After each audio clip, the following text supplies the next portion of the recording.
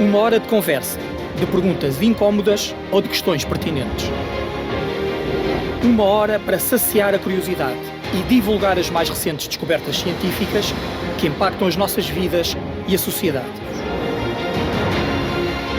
Uma hora que passa num instante. Uma hora de ciência com impacto.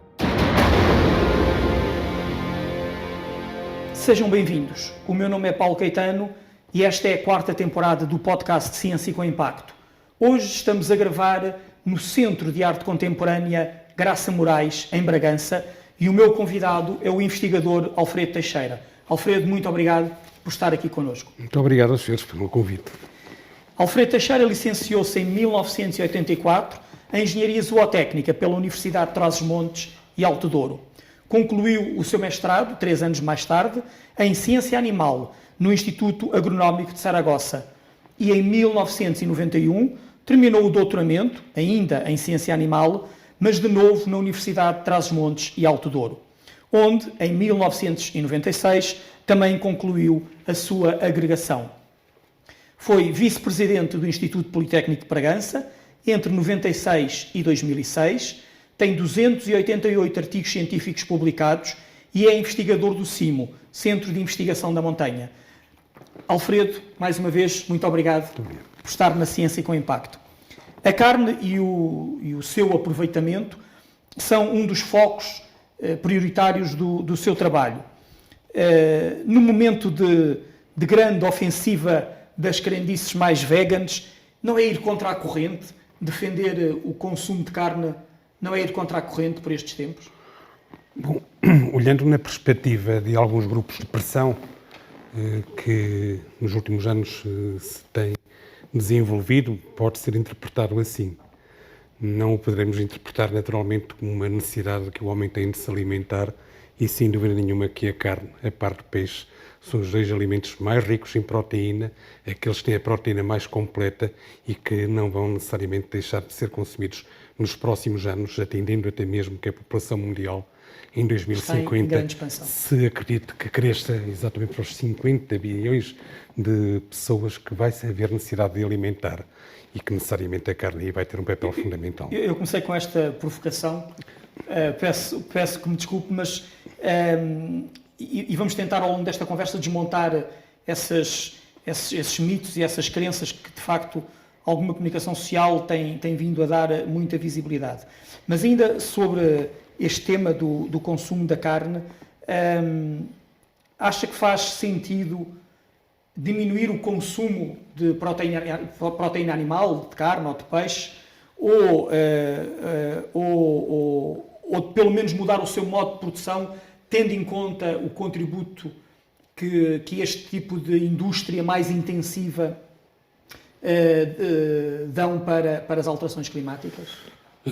A pergunta que me faz tem todo o sentido, principalmente atendendo na perspectiva que nós temos que analisar a questão de que provavelmente a nível mundial a maior parte da produção de carne, pelo menos de algumas espécies, como são os pequenos ruminantes, ovinos e caprinos, e até mesmo os próprios bovinos, são produzidos em regime extensivo.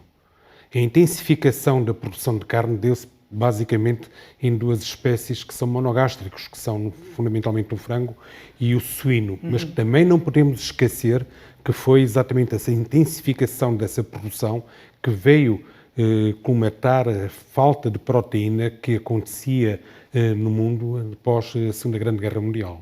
Basta recuarmos 5 décadas para estarmos perante essa realidade. E é evidente que nos dias de hoje depende da perspectiva em que nós falamos.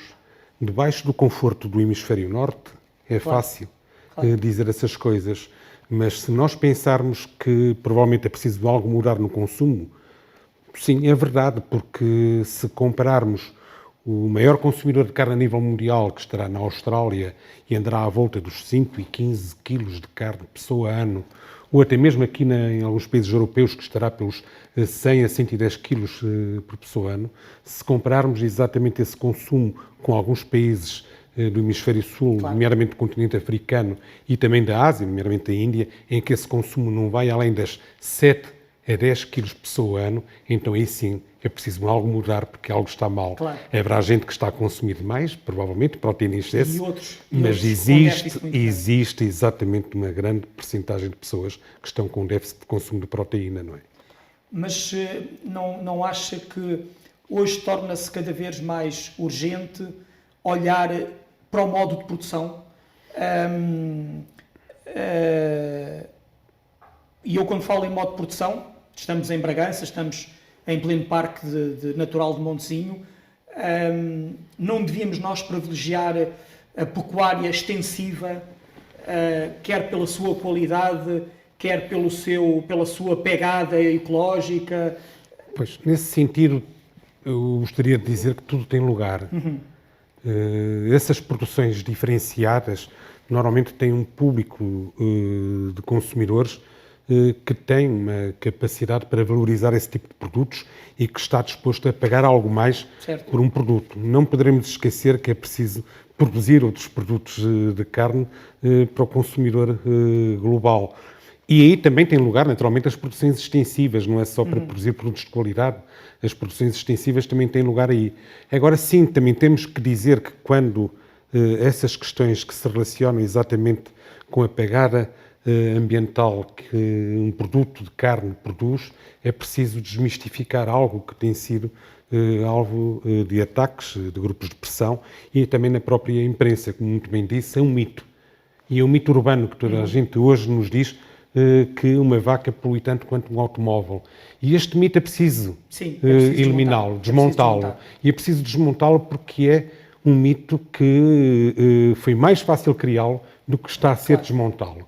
E hoje em dia É sempre mais fácil afirmar a mentira do que a desmentir. Claro, e o que acontece é que hoje mesmo foi a própria FAO, investigadores e especialistas da própria FAO em produção animal, nomeadamente Anne Mottet e Steinfeld, que alertaram para a forma simplista como é que essa questão estava a ser analisada, principalmente no que diz respeito às emissões de CO2 para a atmosfera.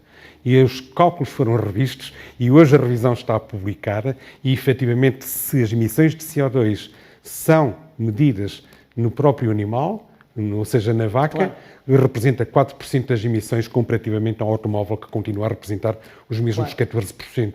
E o que é preciso desmistificar isto é que, quando foi feito esse cálculo, no caso dos produtos de produção animal, foi contabilizada a pegada de toda a fileira, desde a origem dos alimentos, a Amazónia até ao exatamente consumo, até ao consumo, enquanto que o automóvel foi medido exatamente na saída do tubo de escape, não contabilizando nada toda a produção.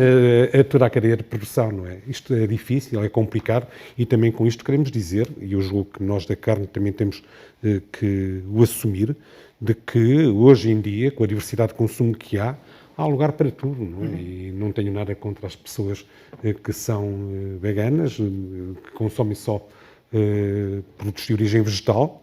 Eu próprio também os como. Claro, somos omnívoros de alguma forma. A maior parte destes animais que são atacados por eles são consumidores de produtos vegetais. Estou-me a referir concretamente aos ruminantes em si, especialmente os pequenos ruminantes ovinos, caprinos, mas também os próprios bovinos, que são, no fundo, autênticas máquinas biológicas, são aproveitadores de recursos forrageiros que não há outra espécie que os possa aproveitar. Que é uma coisa que se fala pouco, não é? Porque, fala-se muito pouco. Parece que estamos a alimentar esses animais com matéria-prima de grande qualidade, quando na verdade eles comem o substrato, comem o restolho, comem aquilo que de outra forma seria lixo. Não são competidores diretos na alimentação com o homem, porque eles são efetivamente consumidores de alimentos fibrosos e, graças à sua estrutura fisiológica, principalmente da máquina ruminal que tem, conseguem alimentos fibrosos sintetizar proteína microbiana. Isto é uma coisa excepcional, é uma coisa extraordinária. É evidente que, se vamos para outras espécies, aí sim, em termos de proteína, podem competir com o homem, mas também hoje em dia se está a trabalhar em novas fontes de proteína incorporadas no alimento para monogástricos que dão resultados extraordinários, não é? De qualquer forma, não acha que, enfim, abandonando aqui um bocadinho o tema da produção animal, não acha que devíamos privilegiar a produção e o consumo local sempre que possível? Porque era uma coisa que, se calhar, no nosso tempo, quando éramos miúdos, ou dos nossos pais, havia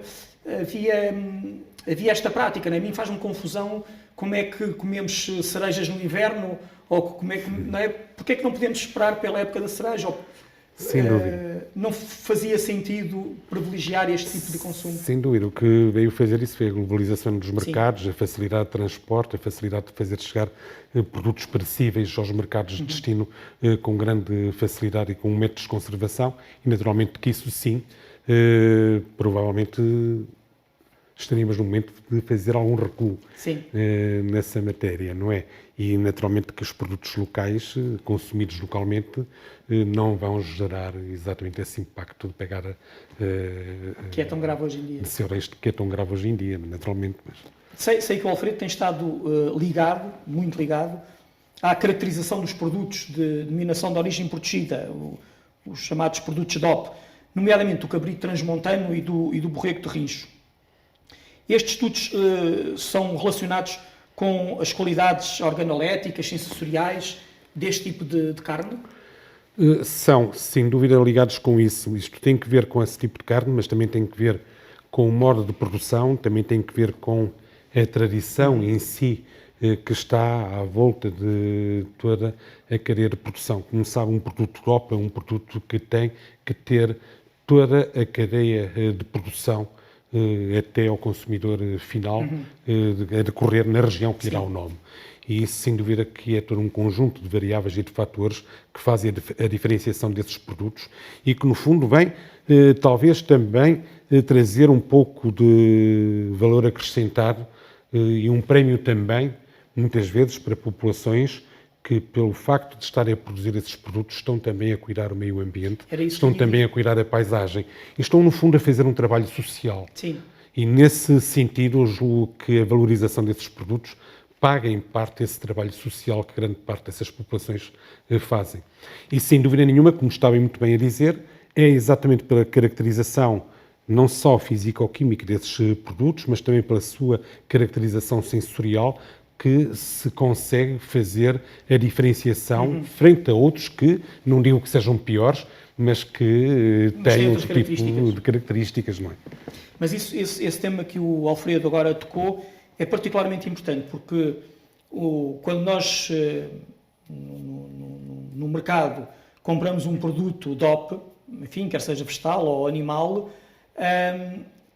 na verdade não estamos apenas a adquirir aquele produto, estamos a apoiar toda uma cadeia de produção, estamos a apoiar desde logo economias rurais que são elas próprias muito fragilizadas e, portanto, estamos de alguma forma a incentivar a riqueza produzida nestas regiões, mas como o Alfredo dizia, estamos a apoiar um determinado tipo de paisagem, um determinado modo de produção, muitas vezes até um determinado modo de abate ou de desmancha do animal. Sem dúvida. E a preservar até um pouco também da cultura, não é? Não só da parte de saber, produção, do saber das populações, porque normalmente relacionado com esses produtos está também alguma tradição de consumo, alguma tradição culinária, e esse tipo de preservação é fundamental para enriquecer não só o produto, mas também para nos enriquecer a todos nós, em termos de história, não é? E em última análise, quando estamos então a falar de espécies autóctones, como o cabrito transmontano ou o borrego de Rincho, estamos a falar também de um património genético. Sem dúvida, porque nesse caso, particularmente no caso português, o caso do cabrito transmontano é um caso paradigmático então, a nível europeu, porque é exatamente a única DOP que existe de carne de cabrito a nível europeu. E porquê? Por uma simples razão, porque os outros produtos de carne fresca jamais conseguiram obter distinção de DOP. São normalmente IGPs, ou seja, são indicações geográficas protegidas. E no caso do cabrito transmontano tem essa particularidade. Conseguiu-se, e muito provavelmente graças a quê? Ao facto de se tratar de uma raça autóctone, com um património genético que está preservado e está a ser conseguido, mas também é um tipo de alimentação específica que está relacionado com o leite materno que esses cabritos, no fundo, mamam, com um leite materno que naturalmente tem umas características decorrentes do tipo de alimentação e do tipo de pasto que tem e que faz a diferença desse produto a outros que, embora lhe sejam semelhantes, são naturalmente diferentes. E foi exatamente, eu sei que colegas espanhóis têm, nos últimos anos, tentado fazer estudos para conseguir alguma marca de registro de marca de qualidade em carne de caprino, já conseguiram alguma IGP, mas jamais chegaram ao DOP. De onde é que lhe vem esta sua paixão e este seu gosto pelos pequenos ruminantes que temos vindo a falar, pelos borregos e pelos cabritos? De onde é que lhe vem essa...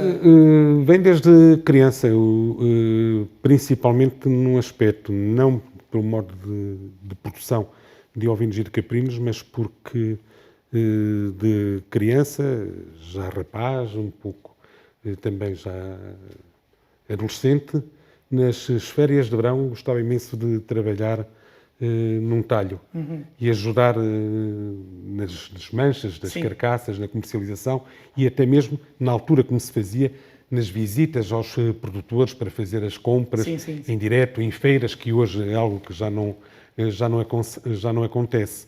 E quando me licenciei, acontece que o primeiro trabalho que eu fiz de tese de licenciatura foi exatamente sobre características de carcaças e de carne de cordeiros cruzados de duas raças, uma raça galega bragançano com uma raça, portanto, alemã.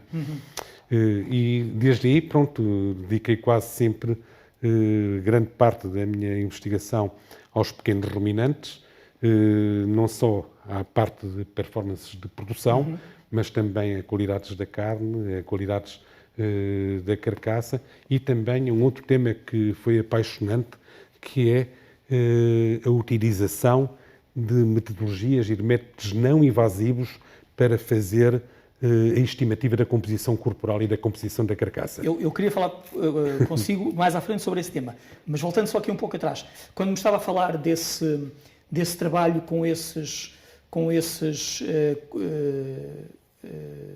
animais misturados, de raças cruzadas, ocorreu-me esta pergunta.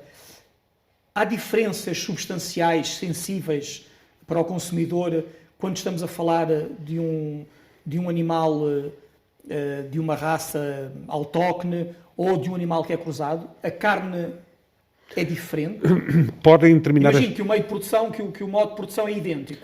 Podem, em determinadas circunstâncias, sim, haver alguma componente genética na qualidade da carne, nomeadamente num dos aspectos que é fundamental em termos de qualidade da carne, que é o sabor, as suculências e a tenrura, que se deve basicamente a uma infiltração de gordura.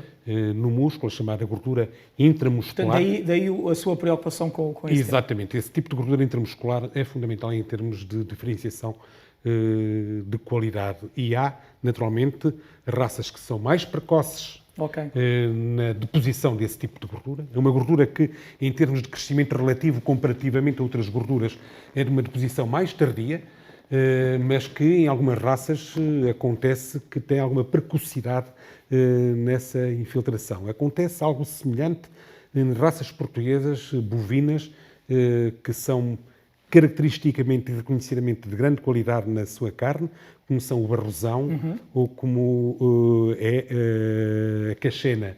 Sim. São raças que têm níveis de deposição de gordura intramuscular com uma grande precocidade, o que significa que essa carne podem ser consumidas mais cedo, é isso? Mais cedo, com um nível de suculência, um nível de flavor, digamos assim, diferenciado comparativamente a outras raças. Como sabem, a história diz que uma delas, no caso concreto da Barrosã, era uma raça que era importada pelos ingleses porque era de consumo habitual da Casa Real Inglesa, nomeadamente a Rainha Vitória.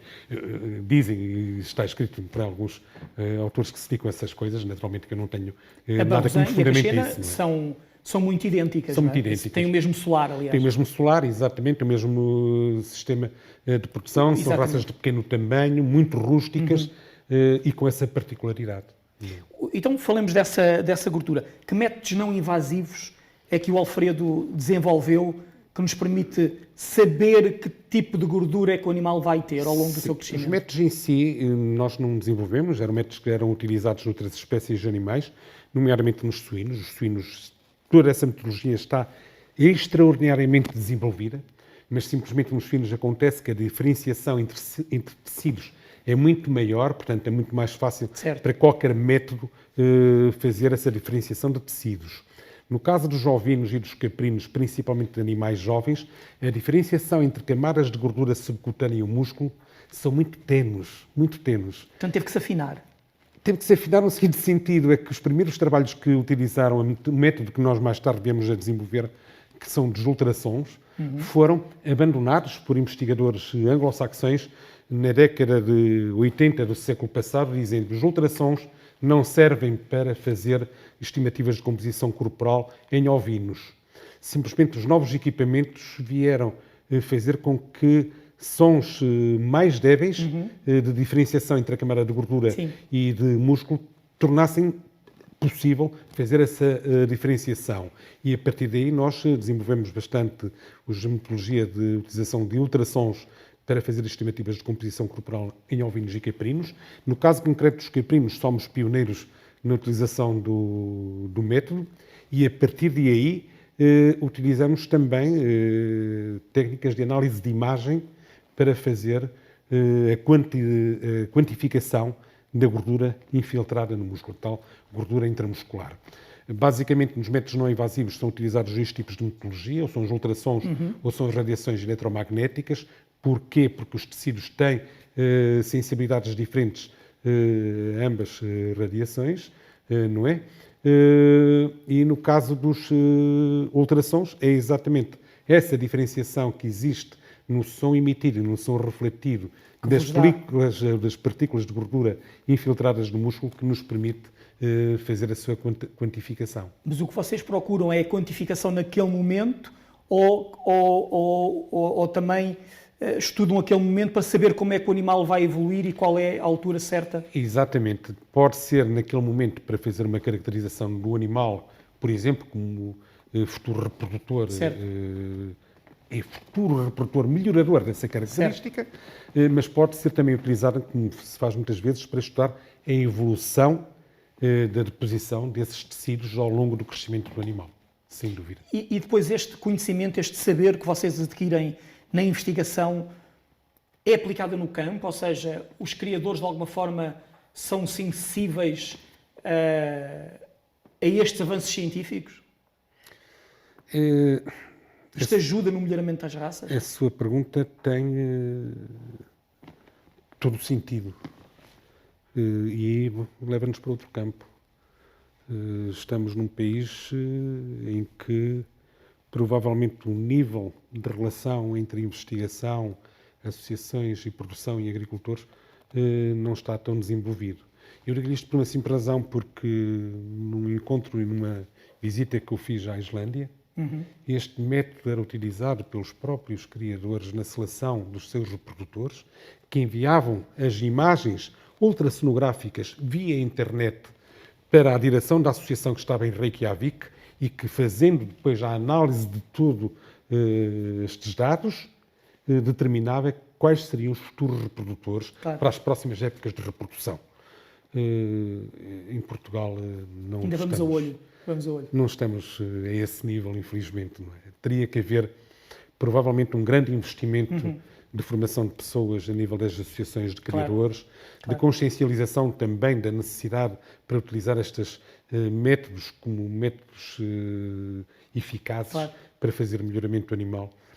Estamos numa fase bastante incipiente. Eu digo isto com alguma mágoa, porque estou no final de 27 anos de trabalho e com a ilusão com que comecei, em termos de evolução tecnológica a nível de campo,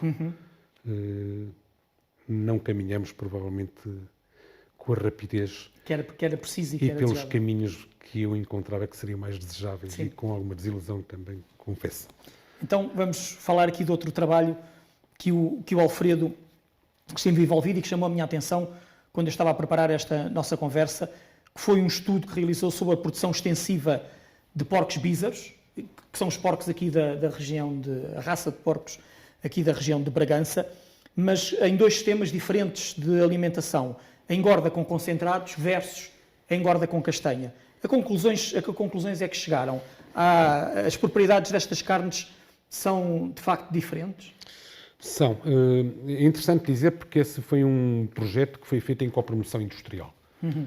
Portanto, estava associado à equipa de investigação, ou, aliás, de uma outra forma, a equipa de investigação estava associada a produtores de porcos A ver, aqui estávamos já com essa ligação exatamente, que falhava há pouco, não é? Exatamente. E também com a própria indústria. Portanto, um desses projetos tinha mesmo a liderança, tal como um que está a ser desenvolvido neste momento, de uma indústria local. Com o bagaço de azeitona? Com o bagaço de azeitona. Eu também queria falar consigo que sobre isso. É a Bízaro Salsicharia, não é? Que é líder desse projeto e que, no fundo, nós só fizemos o desenho experimental e, naturalmente, fizemos depois também todo o desenvolvimento científico, claro, de recolha de dados e de análises físico-químicas e sensoriais. No caso concreto que me perguntou dos porcos alimentados em 2 sistemas diferentes, sim, é bom que se diga que a castanha tem um efeito positivo sobre as qualidades sensoriais da carne e as qualidades físico-químicas da carne, mas única e simplesmente só produz esse efeito se for administrado aos suínos na fase terminal de acabamento. Ok. Ou seja, aquela ilusão de que as pessoas têm, os porcos, quando alimentados antigamente à base de castanha, dão uma carne muito melhor. Sim, dão, mas só por causa da parte final. Nós hoje conseguimos obter exatamente o mesmo, mas simplesmente sabemos hoje, concretamente, que esse efeito positivo só se faz sentir exatamente na fase terminal de acabamento do suíno. Ou seja, estamos a falar de quanto tempo? De 2, 3 meses antes do abate. Antes do abate. E aí sim se consegue uma diferenciação da qualidade da carne, diferenciação essa que advém, uma vez mais, do perfil de ácidos gordos, ou digamos, de uma outra maneira, diferenciação qualitativa dos lípidos que se infiltram na carne. E isso sim que tem um efeito muito positivo. E este outro estudo em que vocês recorrem ao uso do bagaço de azeitona também na alimentação destes porcos de raça Bízaro, algum resultado promissor? Estamos neste momento a fazer os primeiros abates de animais que foram alimentados com resíduos de lagares de azeite, o tal bagaço de azeitona. Este é um projeto que estamos não só nós, mas está também a Universidade de Trás-os-Montes de Alto Douro. A Universidade de Trás-os-Montes de Alto Douro, a equipa mais vocacionada para os aspectos da nutrição, fazem toda a alimentação do porco até ao abate, com 5 níveis diferentes de incorporação de bagaço de azeitona. Vão estudar, no fundo, a resposta dos suínos em termos de crescimento a esse tipo de alimento. E nós agora vamos ver quais são os resultados desses diferentes níveis de incorporação de bagaço de azeitona na carne. Na qualidade da carne, no sabor, na textura, na macieza. Exatamente. Quando chegarmos a uma determinação do nível adequado de incorporação de bagaço de azeitona, essa informação é passada ao líder do projeto, que uma vez mais é a indústria Bízaro Salsicharia, que vai fazer um ensaio de campo, com animais em campo, testando esse nível de incorporação e, na fase final, vamos ver exatamente qual é o efeito sobre a qualidade da carne fresca, mas também sobre a qualidade de produtos processados, nomeadamente enchidos, basicamente o lombo curado, a pá e o presunto. O presunto comum, que é a peça nobre da carcaça e é onde provavelmente o projeto não vai ter tempo suficiente para dar resposta, porque eles trabalham com níveis de cura de presunto que vai até 3 anos e o projeto não tem tanta longevidade, mas nós vamos lá, vamos fazer a análise. O que é interessante neste projeto e me chamou a atenção é que, de alguma forma, estamos a incorporar aqui, na alimentação destes animais, os princípios de economia circular, não é? Estamos a aproveitar um resíduo, estamos a aproveitar um subproduto, digamos assim, e a valorizá-lo de alguma forma. Não só de economia circular, mas também de respeito pelas boas práticas ambientais. Como sabe, é um resíduo que causa algum transtorno aos lagares e que, se encontrarmos essa forma de utilização, vai ter esse efeito positivo e, como muito bem disse, de economia circular, que é indubitavelmente uma mais-valia deste projeto. Claro. Hoje em dia fala-se muito, quando se fala de consumo da carne, e penso que isso também está de alguma forma no seu radar, fala-se muito no consumo mais ou menos saudável da carne. Este consumo mais ou menos saudável da carne pode ter a ver com o tipo de produção, com o tipo de carne, ou seja, há carnes mais saudáveis do que outras? Estamos em dois níveis diferentes. Tudo depende se estamos a falar de carne fresca ou se estamos a falar de carne processada. Falemos das duas, então. Em termos de carne fresca, naturalmente que há diferenças de valor nutritivo entre carnes de diferentes espécies. É, no entanto, necessário desmistificar um pouco aquilo que diz respeito, por exemplo, à carne de suíno, que foi tantas vezes amaldiçoada. De alguma forma, os suínos e os bovinos, as chamadas carnes vermelhas versus não as é carnes tão brancas... Não é tão má quanto isso, muito pelo contrário, não é? Nós encontramos exatamente qualidades lipídicas em carnes de suínos que fazem, naturalmente, uma carne não tão má quanto isso, não é? Má em termos de... Sim. Saúde. Da má imprensa, digamos Sim. assim. No caso das carnes vermelhas, acontece também um pouco a mesma situação. Naturalmente que, sendo carnes de suíno ou carnes vermelhas ou qualquer outro tipo de carne, tem, como qualquer outro tipo de alimento, em termos de equilíbrio nutricional, ter um consumo moderado. Claro. Não podemos estar Como em aqui... tudo, não é? Como em tudo. Convém a moderação. Como em tudo, naturalmente. A questão da perspectiva de obter produtos de carne mais saudáveis está, neste momento, mais no sentido de nós melhorarmos e introduzirmos algumas modificações nos produtos processados. Por exemplo? Por exemplo, com a redução do conteúdo de sal. Ok. Isso é fundamental. Ok. Que, como sabe, nos produtos processados é naturalmente o excesso de sal, que é aquele que diaboliza esse tipo de produtos. E que de alguma forma até modifica o sabor, não é? Modifica o sabor. Portanto, quem de facto gosta de carne, se calhar gosta de pouco sal. Não o podemos eliminar, naturalmente, Claro. porque é o método de conservação mais antigo que existe Claro. e mais eficaz que existe. Como sabe, num produto processado e num produto curado, o que nós temos que fazer é que o produto perca água. E perca água o quê? A água livre, que é aquela que é suscetível de gerar algum tipo de contaminações. E aí o sal é efetivamente muito eficaz. Poderemos sim reduzir o nível de conteúdo de sal. Uma outra prática vai no sentido de reduzir o conteúdo de nitrito, ou seja, a utilização de sais nitrificantes ficar reduzida. Essa é uma prática que tem muito a ver com o sul da Europa, que produz esse tipo de enchidos. O norte da Europa, nós estamos sempre a pedir para o eliminar. É impossível de o eliminar. O nitrito, em termos de processamento de produtos, tem também aspectos positivos, porque é a forma mais eficaz em algum tipo de produtos cárneos nós combatermos o tipo de aparecimento de uma toxina provocada por um Clostridium, que é o Clostridium botulinum. É a maneira mais eficaz de nós eliminarmos o botulismo em produtos processados de carne, a utilização de nitrito. Agora sim, podem ser reduzidos também os níveis de nitrito e os níveis de sal, de modo a tornar esses produtos mais saudáveis. A terceira prática que nós neste momento estamos a desenvolver é modificar o perfil lipídico de alguns produtos e também reduzir o seu conteúdo em gordura, principalmente as chamadas gorduras saturadas, que são aquelas que também têm maior impacto negativo. Estamos a falar de enchidos, de produtos curados? Estamos a falar de enchidos, estamos a falar de produtos processados, estamos a falar, por exemplo, de hambúrgueres, estamos a falar, por exemplo, de produtos que por si incorporam fontes de gordura, que, como sabe, é aquela que ajuda muitas vezes a tornar os produtos mais apetecíveis, não é? Eliminar completamente as gorduras trans, isso sim, mas muitas vezes também modificar a incorporação de fontes de gordura, muitas vezes substituindo fontes de gordura animal por fontes de gordura vegetal. Nós, neste momento, acabamos mesmo de fazer um ensaio interessantíssimo de utilização de carne de caprino adulto, que não tem qualquer tipo de valorização no mercado. Sim. Tem um produto desvalorizado. E então fizemos um hambúrguer de carne de cabra em que incorporamos uma fonte de gordura vegetal, que foi o azeite. Poderia ser incorporado uma outra fonte qualquer, que poderia ser até um óleo de girassol.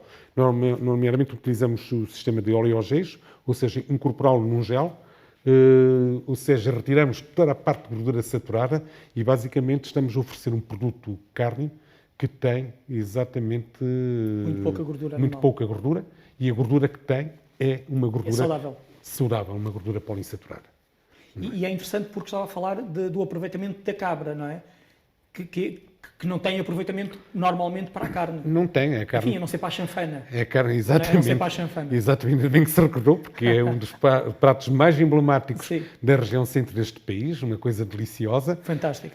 Fantástica, mas que mesmo hoje começa a ser difícil encontrar. Como sabem, esses animais são animais que saem fora da possibilidade de entrarem nas marcas de diferenciação de qualidade DOP e IGP, são animais pouco valorizados em termos de mercado e que muitas vezes nós poderemos aumentar o valor desses produtos processando-os, curando-os com sais, e daí veio também um projeto muito interessante que nós fizemos, que foi da produção de pernas de cabra e de ovelha curadas, secas e curadas, e a produção também de mantas de carne.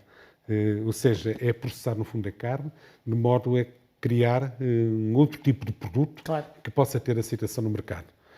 Naturalmente que estes produtos que lhe estou a falar, como seja a perna seca de cabra, ou até mesmo os hambúrgueres que eu lhe falei, têm neste momento um mercado de destino que, sem dúvida nenhuma, seria... Mas vocês já estão a fazer esse trabalho com a indústria? Um deles, sim, que foi feito com a indústria, aliás, até gerou duas marcas, o registro de duas marcas para a indústria, que estava associada, que era a Visado Salsicharia. No caso dos hambúrgueres, não, foi um trabalho que nós terminamos há 2 ou 3 meses, ainda não está em fase de publicar, mas sem dúvida nenhuma que o mercado de destino desse tipo de produto é um mercado de produtos halal e kosher, não é? E como sabe, são populações que, por motivos religiosos, não consomem outro tipo de carnes e é um tipo de produto que aí nesses mercados tem uma grande aceitação. E a qualidade da carne de cabra, neste caso de cabrito e de borrego, as chamadas carnes brancas, são, do ponto de vista de saudáveis, são mais saudáveis do que a carne vermelha de vitela ou de porco? Ou tem características diferentes? Tem características diferentes. Eu acho que não... Porque também há muito esse mito, não é? Sim. Se vamos comer carnes brancas, que é mais saudável. Não são coisas comparáveis. Naturalmente que tudo depende de quem está necessitado de ter alguma restrição dietética nesse sentido. E sem dúvida nenhuma que as carnes brancas são muito mais adequadas ao consumo, por exemplo, de pessoas que têm que ter algum tipo de restrição no consumo de gorduras mais saturadas, não é? E naturalmente que aí as carnes brancas, frango, peru, por isso é que normalmente são sempre indicadas como as carnes de pessoas que têm dietas de emagrecimento, porque têm um baixo conteúdo de gordura e a gordura que têm Mas entre os pequenos ruminantes... pouco saturada. Entre os pequenos ruminantes e os grandes, não há diferença em si. Não há diferença em si. A única diferença que pode existir é a única e simplesmente diferenças que têm mais que ver com aspectos sensoriais e de flavor das próprias carnes e de gosto de consumidores. Há gente que, por exemplo, que não come ovino porque não gosta do flavor do ovino, não é? No entanto, se provavelmente lhe for dado o produto sobre uma outra forma, se calhar até capaz de o consumir, não é? São aspectos que nas carnes, tal como outro tipo de alimentos, também é preciso aprender a gostar, não é? Sim. E ainda, antes de passarmos aqui a outro tema, ainda neste tema das carnes, neste caso dos enchidos e dos produtos curados, também há muito o mito de que são... Enfim, não sei, eu estou a dizer mito, não sei se é mito, perguntava-lhe a sua opinião, mas há muita ideia feita de que os enchidos, o presunto, são produtos pouco saudáveis. Lá está, vamos pensar no consumo moderado, não é? E não, obviamente, nos consumos... Em termos de consumo moderado, não tem qualquer tipo de inconveniente ou de restrição. Nem do ponto de vista carcinogéneo, porque fala-se também que, por causa dos produtos serem fumados... Mas hoje muito pouco se utiliza o fumo, não é? Ok. O fumo hoje praticamente já não é utilizado mais como método de cura. E quando queremos introduzir algum tipo de flavor de fumo, muitas vezes é introduzido por impregnação de gotículas de vapor durante o processo de secagem em forno para introduzir o flavor a fumo. No entanto, há outro tipo de produtos que tradicionalmente sim são fumados, mas aí temos grandes restrições ao uso das madeiras com origem de espécies resinosas que está, por isso, gente banido. Portanto, das do ponto de vista da técnicas segurança alimentar, deram-se de passos. fumagem. Então, pronto, aí fazemos técnicas de fumagem, utilizando outro tipo de madeiras, de folhosas. Aqui na região o carvalho é uma madeira excelente e tudo depende da região para onde os produtos irão ser comercializados. Por exemplo, se fizer um presunto para ser vendido no Alto Minho, se não for fumado, não tem qualquer tipo de venda. Sim. No entanto, em algumas regiões já de Trás-os-Montes, há gente que não quer o presunto fumado e é única e simplesmente a seco, ao longo do tempo de Sim. cura ao ar. Sim. E aí não tem qualquer tipo de inconveniente. O grande inconveniente desses produtos, naturalmente, está muitas vezes no conteúdo de sal. Nós hoje estamos a trabalhar Sim. com índices de sal em produtos curados inferiores a 3%. E há 20 anos seria quanto? Ui, há muito pouco tempo encontrava presuntos aqui que eu analisava e tinha de conteúdo de sal de 7% e 8% e mais até. Ok. E havia até o hábito ainda das pessoas, quando as épocas dos invernos em que faziam a cura tradicional desses produtos se vinham um pouco mais chuvosos, já sabiam, se salgavam muito mais. Porquê? Para tirar a umidade. Para tirar a umidade era a forma de conservar, não é? E era então aí que fumavam. Claro. Se os invernos vinham quentes, o fumo aí completava bastante o processo de cura. Mas hoje, como sabem, em termos industriais, tudo se consegue, não é? Em ambiente controlado de câmara frigorífica, nós hoje conseguimos ter processos de cura de 6 meses a 8 meses num presunto que, quando sai para completar a sua cura já ao ar livre, é um produto que já está praticamente com níveis de atividade da água inferiores a 0,8, em que praticamente não há qualquer possibilidade de contaminação. Ok. Um outro trabalho que o Alfredo esteve envolvido e que de alguma forma se relaciona também com isto que temos vindo aqui a falar é o estudo genético da diversidade das várias raças autóctones de bovinos e ovinos. Qual é que é a importância desse estudo? Fundamentalmente é a preservação de um património. Temos raças particularmente ameaçadas? Temos. E estão ameaçadas principalmente pelo escasso número de reprodutores que existe do sexo masculino. Essa que é a maior erosão que as raças Estamos a falar de raças, da garfonesa, se calhar? Estamos a falar, no caso concreto, das raças aqui locais, uma das de ovinos locais que está num perigo mais iminente de extinção é a badana. Há um número reduzido do efetivo e principalmente um número reduzido de machos. E como naturalmente quando existe este número reduzido de machos, aspectos como ligados à consanguinidade e à deriva genética são muito mais fáceis de aparecer em termos de erosão da própria raça. No caso particular de Portugal, no caso das raças ovinas e caprinas, mas também no caso das bovinas, acontece... Este estudo também abrangeu as bovinas? Não, eu só fiz com os ovinos. E ovinos só do grupo churro. Ok, por isso é que eu estava a falar da garfonesa, então não. Porque... Não, é só do grupo churro. Okay. Acontece que é uma coisa interessante, é fruto um pouco também do pouco desenvolvimento que a nossa agricultura teve face a outros países, não é? Nós não tivemos um grande desenvolvimento de melhoramento genético, com a introdução de raças exóticas. Sempre que ele foi feito, teve maus resultados entre nós e, basicamente, chegaram aos dias de hoje os ovinos, neste caso concreto, que foi aqueles que eu mais estudei, no estado quase da sua origem, em termos de diferenciação racial. Eu recordo-me que a pessoa que me orientou nesse sentido foi um geneticista da Universidade de Saragossa, que me dizia com relação a uma raça que é emblematicamente uma raça ovina espanhola, que é o merino. Ele dizia com alguma graça, se queres encontrar um merino mais próximo do merino original, tens que o procurar em Portugal. Portanto, o melhoramento foi porque aqui não houve. Ou seja, o que ficou era... Isso aconteceu também um pouco com outras espécies, nomeadamente com os suínos.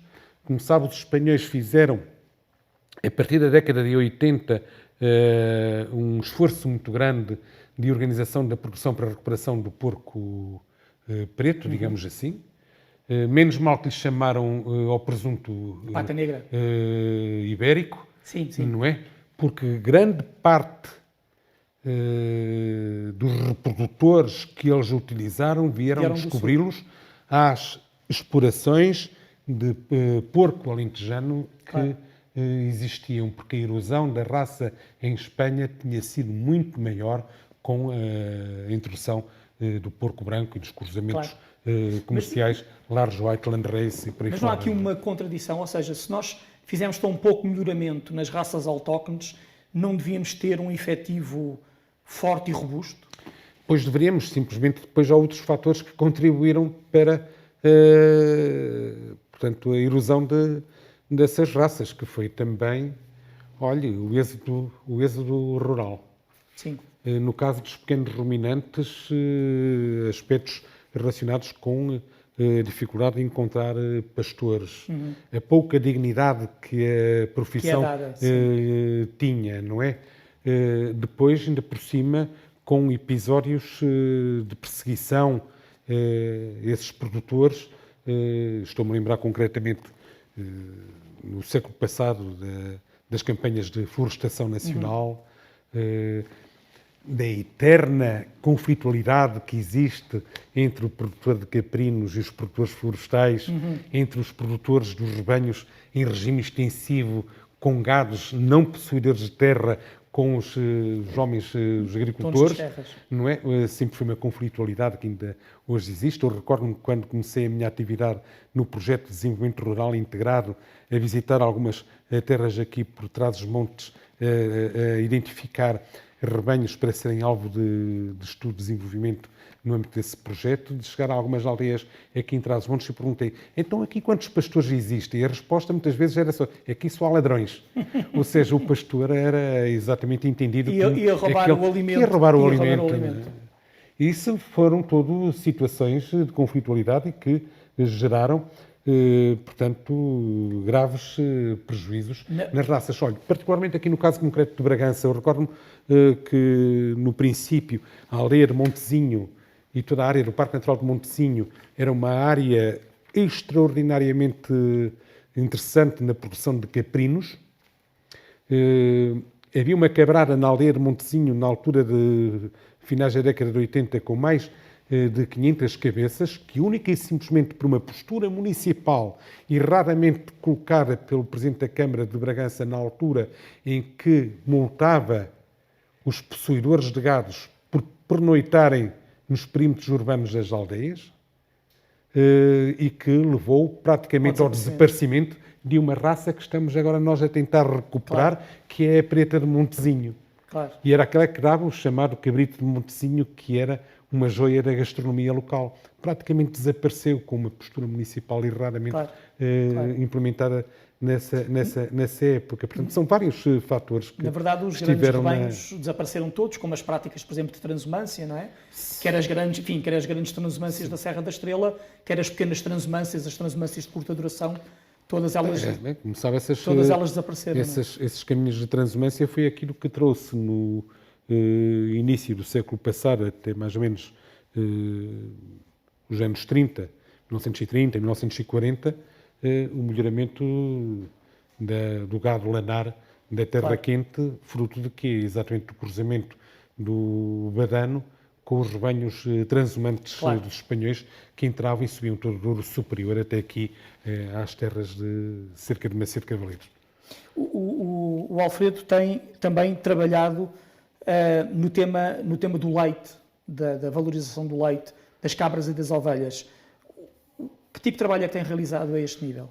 Em termos de valorização de leite de ovino e de caprino, tenho um ou outro contributo muito escasso e o sentido que esteve foi sempre na valorização de um produto considerado subproduto das explorações leiteiras, que é o cabrito e o cordeiro de leite. Em termos do leite em si, não tenho... Mas acha que o leite das ovelhas e das cabras, para além do seu uso em queijo, que é, enfim, de reconhecida qualidade, poderia ter outro tipo de uso, nomeadamente em manteigas e em tipo de... Podia-se valorizar através de outros produtos? Pode, Ou mas, não existe produção suficiente para isso? pode, mas a grande valorização do leite de ovino e de caprino está no seu processamento em queijo. Isso aí é, sem dúvida nenhuma, e repare que é dos produtos que também dá mais marcas com DOP, com selos DOP no nosso país. E aí acho que pode eventualmente fazer-se algo, mas é mais no sentido de melhorar o processo em si. E muito se fez nesse sentido, principalmente no que diz respeito na higiene da produção, na higiene da queijaria, e no fundo eliminar todos aqueles fatores que eram suscetíveis de contaminação e de diminuição da qualidade, portanto, microbiológica do produto em si. Não é? Hoje em dia, o que procuramos muitas vezes, e até aí de encontro a este tema que estava a falar, é de modelos de gestão que sejam sustentáveis e que contribuam para a preservação dos espaços de montanha que têm um alto valor ambiental. O que é que podemos fazer nesse sentido?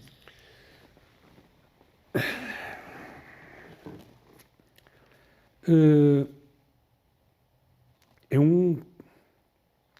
um tema algo complicado no seguinte aspecto, porque está mais dependente do decisor político do que propriamente da parte técnica. Soluções existem, sabemos e as diversas elos da cadeia que possam estar a influenciar esse tipo de gestão estão conhecidos, são reconhecidos, mas o decisor político tem que reconhecer mais o trabalho das populações em termos de gestão ambiental. Não é? E quando falamos de decisor político, estamos a falar a nível local ou a nível central? Aos dois níveis. Aos dois níveis. Aos dois níveis, mas sem dúvida que a nível central que tem que haver uma consciencialização de que grande parte desse trabalho é feito por gente que tem que ser paga porque parte desse trabalho é um trabalho social. Sim. Sem dúvida nenhuma. E é um serviço que presta à comunidade mais geral. Exatamente. Se reparar, estamos hoje a falar exatamente de uma região que, se me pergunta qual é o problema que tem neste momento mais grave nesse sentido, diria numa só palavra, falta gente. E falta gente porquê? Porque não há oportunidades e porque o decisor político está cego e surdo com relação às necessidades do interior do nosso país. E veja-se pelos grandes projetos que estão hoje a procurar ser pensados para desenvolvimento nos próximos anos, praticamente todo o interior do país está pura e simplesmente esquecido. Eu ia-lhe perguntar, para terminarmos a nossa conversa, ia-lhe perguntar, nós estamos, como falámos há pouco, em pleno Parque Natural de Montezinho, uma das joias da coroa da nossa paisagem natural, natural e rural, porque na verdade o Parque de Montezinho tem esta característica de conciliar a natureza com o mundo rural. E o que eu lhe queria perguntar é se é possível aumentar ou aproveitar melhor o potencial que a floresta autóctone transmontana tem para fins silvopastoris. Existem bons exemplos deste aproveitamento? Podemos falar aqui um pouco disto? Existem, e por certo que nós também estamos envolvidos num projeto Sudoé, em que a nossa componente é exatamente na utilização silvopastoril desses espaços com a utilização de ovinos. E naturalmente que aí provavelmente haveria algum trabalho a fazer. Praticamente algum trabalho que nós tivemos já, pelo menos dois projetos nesse sentido, na tentativa de criar líderes que pudessem replicar os bons exemplos em todas as outras comunidades rurais, da boa convivência entre rebanhos e a floresta autóctone, e essencialmente com boas práticas, algumas delas que incorporam técnicas como fogo controlado, não é? E essas boas práticas com a positividade de vir a ter um aspecto muito necessário no combate aos incêndios, que é um flagelo das nossas florestas, e que aí a silvopastorícia pode ter um trabalho fundamental. Mas, uma vez mais, é preciso que seja olhada também com olhos de interesse do decisor político, para haver políticas nesse sentido, não é? Alfredo, fica o alerta. Quero-lhe agradecer pela partilha e por esta conversa tão agradável sobre o mundo rural e sobre o mundo da carne e agradecer-lhe muito estar aqui connosco na Ciência com Impacto. Ciência com Impacto despede-se, regressamos daqui a uma semana com um outro tema e com um novo convidado. Até lá. Obrigado. Ciência com Impacto é um projeto que conta com o apoio da Bondalti, a maior indústria química portuguesa.